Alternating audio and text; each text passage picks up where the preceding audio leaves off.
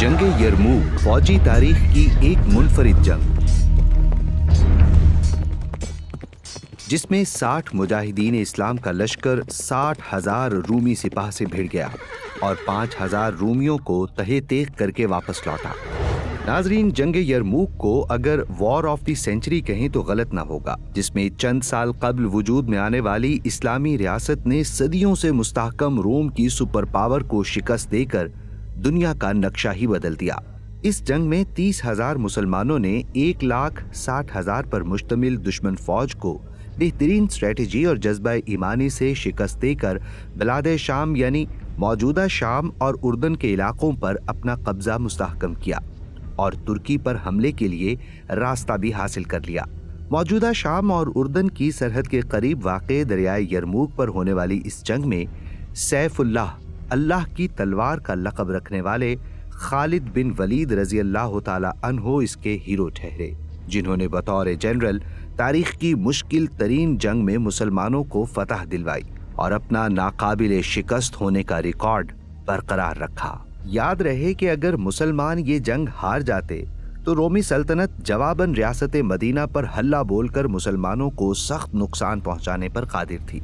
इस्लामी तारीख की इस सबसे बड़ी जंग में 1,000 सहाबाए कराम अलैहिमुर्रिज़वान ने भी शिरकत की, जिनमें 100 सहाबा ऐसे थे जिन्होंने जंगे बद्र में भी शिरकत की थी। इनमें हजरत अबू ज़र गफ़ारी, हजरत अबू हुरैरा, हजरत अब्दुल्ला बिन उमर, हजरत अबू अय्यूब अंसारी और हजरत अम्मार बिन यासिर अलैहिमुर्रिज़वान जैसे जलीलुल क़द्र सहाबी शामिल थे। 2 से 3 हफ्तों तक जारी रहने वाली इस हतमी जंग में सिपाह सालार आज़म हजरत अबू उबैदा बिन जर्राह थे, लेकिन वो जानते थे कि इस मौके पर जंग की क़यादत खालिद बिन वलीद ही कर सकते हैं। इसीलिए उन्होंने जंग की कमान सैफुल्लाह को सौंप दी।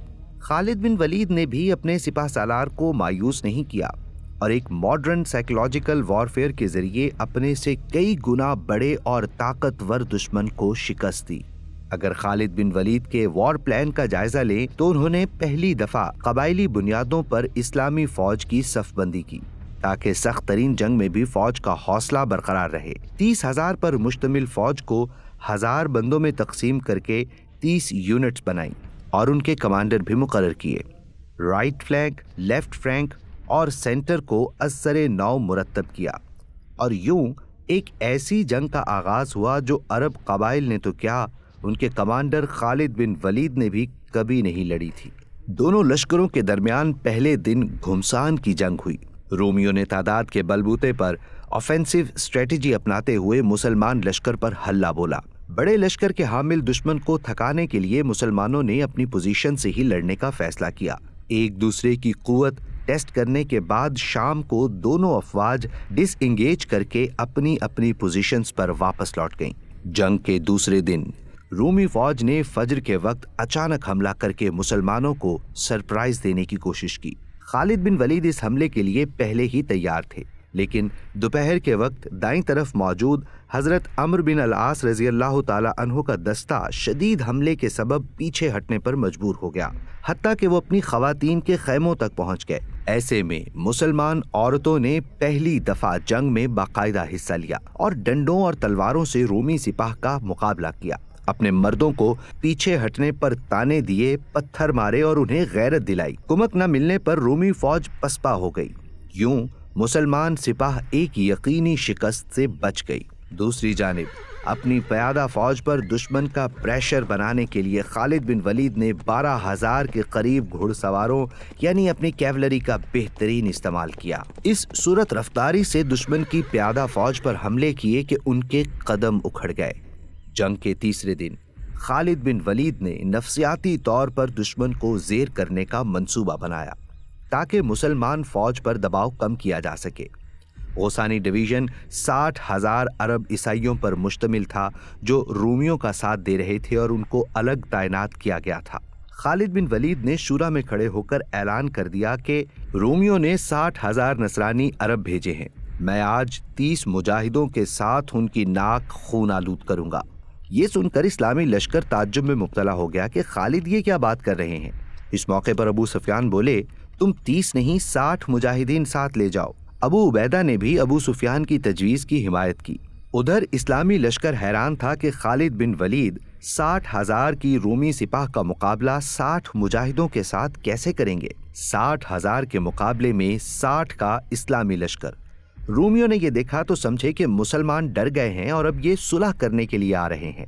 خالد جب اپنی مختصر سپاہ کے ہمراہ رومیوں کے قریب پہنچے تو ان کے کمانڈر نے کہا، اے عربی شاہ سوار، مجھے تم سے یہی امید تھی کہ تم جنگ کا ارادہ ترک کر کے صلح کے لیے ضرور آؤ گے۔ جناب خالد نے یہ سنا تو گرجدار آواز میں جواب دیا، کون سی صلح اور کیسی صلح؟ ہم صلح کی گفتگو کرنے نہیں بلکہ جنگ کرنے آئے ہیں۔ یہ سن کر رومی کمانڈر جبلہ کو یقین نہ آیا اور بولا، مقابلہ کرنے آئے ہو تو جاؤ اور اپنے لشکر کو کہو کہ میدان میں آئے، کیونکہ میں تو پہلے سے ہی اپنے لشکر کے ساتھ میدان میں ہوں۔ سیدنا خالد بن ولید رضی اللہ تعالی عنہ نے جواب دیا، کیا ہم 60 آدمی تجھے نظر نہیں آتے؟ اس نے کہا، تم تو نظر آ رہے ہو لیکن تمہارا لشکر نظر نہیں آ رہا۔ خالد بن ولید نے سینہ تان کر جواب دیا، غور سے سن، تیرے 60,000 کے لشکر کے لیے ہم 60 مجاہد ہی کافی ہیں، بلکہ ضرورت سے زیادہ ہیں۔ خالد کے جواب پر رومی کمانڈر آگ بگولا ہو گیا اور اپنے لشکر کو خالد اور ان کے ساتھیوں پر حملے کا حکم دیا۔ اس روز چشم فلک نے عجب منظر دیکھا۔ 60 شیر دل مجاہدین اسلام 60,000 کفار کے لشکر کے سامنے ڈٹ کر کھڑے تھے۔ خالد بن ولید نے اپنے ساتھیوں کے ساتھ ایک حصار بنا لیا تھا۔ جب بھی کوئی پھنستا دوسرا مجاہد اس کی مدد کو لپکتا۔ غرض صبح سے شام ہو گئی۔ ایمانی جذبے سے سرشار مجاہدین اسلام نے بالآخر رومی لشکر کو پیچھے ہٹنے پر مجبور کر دیا۔ چوتھے روز مجاہدین میدان میں آئے لیکن رومی لشکر باہر نہیں نکلا۔ اگلے 6 روز رومی اسی طرح لڑائی سے منہ موڑ کر کھڑے رہے، لیکن لڑائی کے 11ویں روز رومی لشکر نے صبح نماز فجر کے وقت مسلمانوں پر حملہ کر دیا۔ یہاں خالد بن ولید ایک بار پھر رومی لشکر کے سامنے دیوار بن کر کھڑے ہو گئے۔ اس دوران مسلمان خواتین بھی جنگ میں کود پڑیں۔ 12ویں روز گھمسان کا رن پڑا اور شام ہونے تک رومی لشکر کے 40,000 سپاہی تہہ تیغ کر دیے گئے۔ رومی 1,60,000 کے لشکر کے ساتھ آئے تھے۔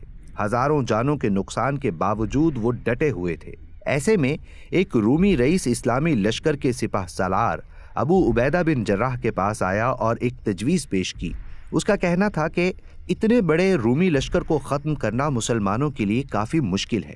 اگر اس کی تجویز پر عمل کیا جائے تو ایک ہی حلے میں ہزاروں رومی سپاہی لقمہ اجل بن سکتے ہیں۔ حضرت ابو عبیدہ بن جراح نے تجویز مان لی اور مجاہدین رومی کیمپ پر حملہ کر کے بھاگ کھڑے ہوئے۔ رومی ان کا پیچھا کرنے لگے۔ مجاہدین راستے میں کہیں محفوظ ٹھکانہ دیکھ کر چھپ گئے، لیکن رومی بدستور گھوڑے دوڑاتے رہے۔ رات کے اندھیرے میں یاقوسا نامی تیز رفتار اور سرکش ندی میں رومیوں کی پہلی صف گری۔ پھر اس کے بعد جب دوسری صف گری تو انہوں نے پہلے والوں کو روند ڈالا۔ اسی طرح بعد میں آنے والے اپنے سے پہلے والوں کو مارتے رہے اور خود بھی ڈوبتے رہے۔ یوں رومی رئیس کی جنگی تدبیر سے ہزاروں رومی ایک ساتھ واصل جہنم ہوئے۔ جنگ کے 14ویں روز رومی لشکر کے اہم جنگجو سردار جرجیر اور بطریق رومی بھی مسلمانوں کے ہاتھوں مارے گئے۔ یہ صورتحال رومی سپہ سالار ماہان کے لیے کافی مایوس کن تھی۔ ایسے میں اس نے خود ہی میدان میں اترنے کا فیصلہ کیا۔ ادھر اسلامی لشکر سے سیدنا مالک نخعی نے ماہان کے کندھے پر ایسا وار کیا جس نے اس کے آہنی لباس کو پھاڑ ڈالا۔ گو کہ زخم گہرا نہیں تھا، لیکن رومی سپہ سالار خون دیکھ کر گھبرا گیا اور واپس اپنے لشکر میں بھاگ گیا۔ اپنے سپہ سالار کو بری حالت میں پلٹتے دیکھ کر رومیوں میں مایوسی پھیل گئی۔ اسلامی لشکر نے اسی موقع سے بھرپور فائدہ اٹھایا۔ امیر نے مجاہدین اسلام کو رومی لشکر پر حملہ کرنے کا حکم دیا۔ رومی جو پہلے ہی ڈرے ہوئے اور تتر بتر تھے، مجاہدین کی تلواروں کے سامنے تھوڑی دیر بھی نہ ٹھہر سکے۔ سارے کے سارے بھاگ کھڑے ہوئے۔ مجاہدین نے ان کا پیچھا کیا اور جو ملا اسے جہنم واصل کیا۔ بہرحال اسی روز جنگ کا اختتام مسلمانوں کی فتح پر ہوا۔ یرموک کے میدان میں 4,000 مجاہدین شہید ہوئے، جبکہ 1,00,000 سے زیادہ رومی مارے گئے۔ خالد بن ولید کی سربراہی میں اسلامی لشکر رومیوں کا پیچھا کرتے حمص تک پہنچ گیا۔ رومی سپہ سالار ماہان دمشق کے نزدیک حضرت خالد کے ہاتھوں ہی مارا گیا۔ سیدنا ابو عبیدہ بن جراح بھی اپنے لشکر کو لے کر دمشق پہنچ گئے، جہاں خلیفہ دوم حضرت عمر فاروق رضی اللہ تعالی عنہ کے حکم سے مجاہدین میں مال غنیمت تقسیم کیا گیا۔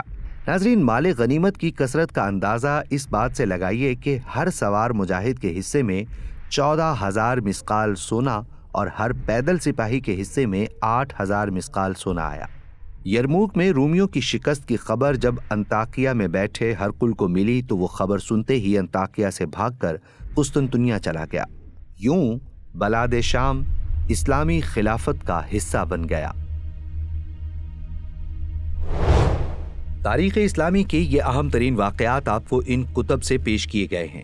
ہماری کوشش ہے کہ ہمارا ہر لفظ مستند ذرائع پر مشتمل ہو۔ مزید ایسے اہم واقعات سننے کے لیے ہمارا چینل سنو مسلم سبسکرائب کر لیجئے۔ ویڈیو کو لائک اور شیئر ضرور کریں۔ کمنٹ سیکشن میں یہ بھی بتائیں کہ آپ آئندہ تاریخ اسلام کا کون سا واقعہ سننا چاہیں گے۔ ہمیں دیجیے اجازت۔ اللہ نگہبان۔